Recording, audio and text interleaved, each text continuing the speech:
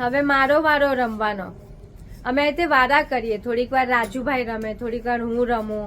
અને આ શિયાળામાં સાંજે અત્યારે 6:30 વાગ્યા છે અને અંધારું પણ થઈ ગયું છે ને ઠંડક તો એટલી જોરદાર. અને મેં ગાંધીનગરમાં તો એટલું સરસ આમ ઠંડુ ઠંડુ વાતાવરણ થઈ જાય તો હવે સાંજે બહાર રમવાની મજા પડે છે. એટલે ખાસ હોમવર્ક રાજવીર જલ્દી જલ્દી પતાવી દે અને પછી અમે લોકો 6 વાગ્યાથી રમવાનું શરૂ કરીએ તે 8 વાગ્યા સુધી રમીએ. બહુ જ મજા પડે. અને હું ને રાજુભાઈ તે વારા કરીએ, બેડમિન્ટન રમવાનું હોય, પછી રાજવી સાયકલિંગ કરે ને આવી રીતે આમ શિયાળાની સાંજની મજા લઈએ. અને હિતુ છે નહીં, હિતુ શૂટિંગમાં છે એટલે હિતુ નથી એટલે ફૂલ રાજવીને ટાઈમપાસ કરાવવો પડે. આ જો ફૂલ રાજવીને ટાઈમપાસ કરાવવો પડે કે હોમવર્ક પતી જાય પછી શું કરવાનું.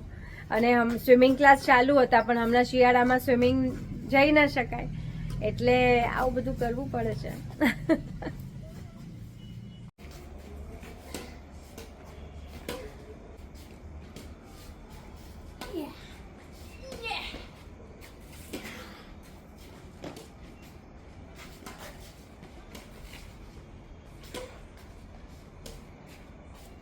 જ્યારે તમે તમારા બાળકોની સાથે રમો છો ને એઝ અ પેરેન્ટ, તો એ જે બોન્ડિંગ થાય છે ને વિથ અ ચાઇલ્ડ, એટલે બાળકો બીજા બાળકો સાથે રમે, બિલ્ડિંગના, સોસાયટીના, સ્કૂલના, એ બધું બરાબર છે. પણ જ્યારે તમે એઝ અ પેરેન્ટ રમો છો ને ત્યારે એક અદ્ભુત પ્રકારનું એક ફ્રેન્ડશિપવાળું બોન્ડિંગ થાય છે, જ્યાં બાળકો છે ઓપન થઈ જાય છે તમારી સાથે,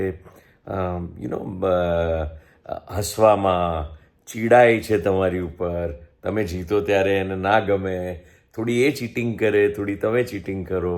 આ જે પ્રકારના અલગ અલગ ઇમોશન્સ જે ક્રિએટ થતા હોય છે ને રમત રમવામાં બાળકો સાથે, રિયલ લાઈફમાં બહુ જ અગત્યના હોય છે. એટલે અનફોર્ચ્યુનેટલી મને બહુ ઓછો સમય મળે છે રાજવીર સાથે રમવાનો, પણ I am so proud and so happy.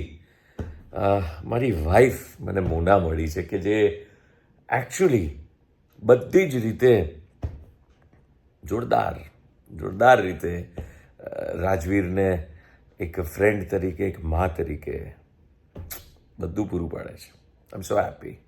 અને મને જ્યારે પણ સમય મળે રાજવીર સાથે ત્યારે હું કંઈ જ બાકી રાખતો નથી. ત્યારે ઓફકોર્સ હું પણ બને એટલું બધું જ આપી દઉં છું રાજવીરને.